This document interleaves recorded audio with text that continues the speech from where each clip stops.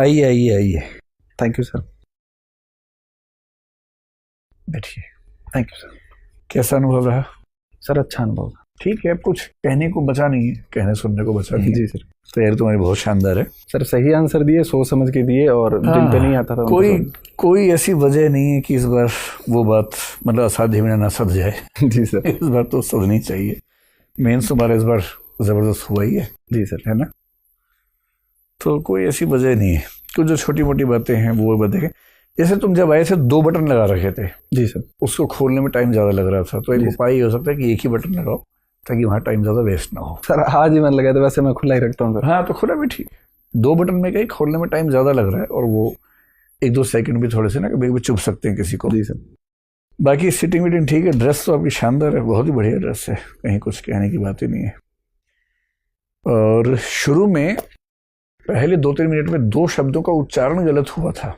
जी sir.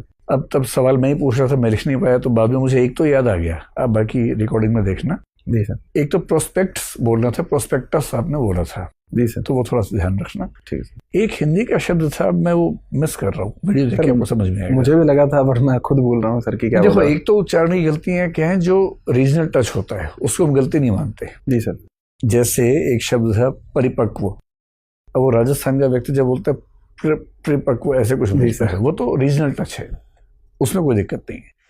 लेकिन ऐसा एक शब्द आया था, एक बार आप देखेंगे तो समझ में आएगा, कुछ मिस्टेक थी, बस वो देख लेना।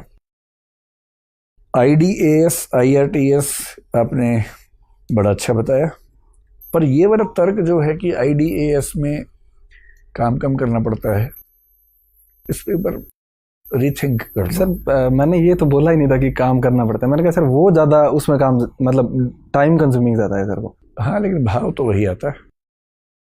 इससे अच्छा उत्तर मैं भी सोच नहीं पा रहा हूँ। जी सर। लेकिन एक बार सोचो इस पे। सर ईमानदार आंसर तो यही है, बाकी मैं और सोचता हूँ सर। हाँ, ईमानदार आंसर तो खैर है ही। जी सर। तो कोई बात ही नहीं। IDES IDAS AFHQ ठीक था। आपने डिफेंस में तो काफी अच्छी तैयारी कर ली है, बहुत बढ़िया तैयारी डिफेंस पे। हिजाब वाला भी आपका एनालिसिस ठीक था। उसमें बस ये ध्यान रखना कि सुप्रीम हाई कोर्ट ने सिर्फ इतना कहा है कि अगर किसी इंस्टीट्यूशन के पास यूनिफॉर्म लगाने का अधिकार है तो वो ऐसा कर सकता है। जी सर। ये कोई कंपल्शन नहीं है। ठीक है। ये स्टेट गवर्नमेंट को डिसाइड करना है, अगर वो करना चाहे तो करे, ना करना चाहे तो ना करे। जैसे अभी भी केंद्रीय विद्यालय में हिजाब अलाउड है। जी सर। वो सेंटर को डिसाइड करना है, सेंटर की पॉलिसी अब तक है तो चल रहा है। तो ये क्योंकि शिक्षा दोनों के पास है ना, स्टेट के पास भी सेंटर के पास भी, तो वो हर जुरिसडिक्शन में चले।